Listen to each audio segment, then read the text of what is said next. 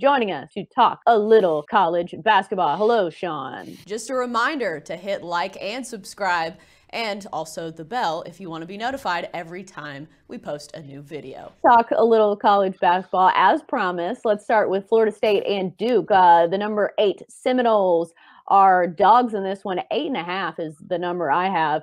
Total looking at 148 and a half.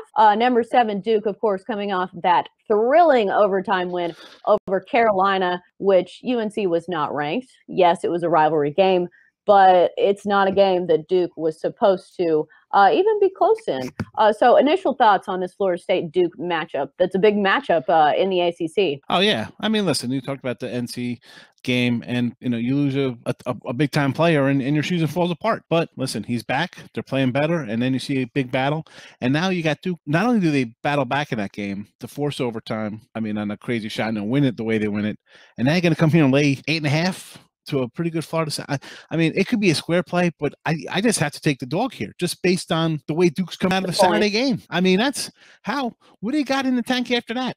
I mean, maybe if you just play a first half money line play on Florida State, you have to think they're, Duke's going to be gassed a little bit. I mean, I look, college basketball, you got to look kind of like the emotional roller coaster part of things. And you're coming off a rivalry game, shot at the buzzer to force overtime, then to win it. I mean, come on. Now you got to come battle another top 10 team, a team that you've beaten 4 straight, a team that's out to get you because they're angry that you've been smacking them around. And like I said, it's probably a cheesy play because part of me is like, man, this is a big number, 8.5, because both of these teams they're pretty equal. They're pretty equal. And I see this number and I'm like, man, they're just begging to take Florida State. But I just have to, on principle, coming off a game like that and the way they've handled Florida State's, we just got to hang close here. We're getting a big number. I think they could probably pick them off. That's what I'm hoping for. But worst case, we get a backdoor when we get 8.5 points. That's for sure. Right. That's a lot of points to a team that's 20-3. Florida State is one of those teams contending in the ACC, and they're one of those teams that want a good seeding come tournament time.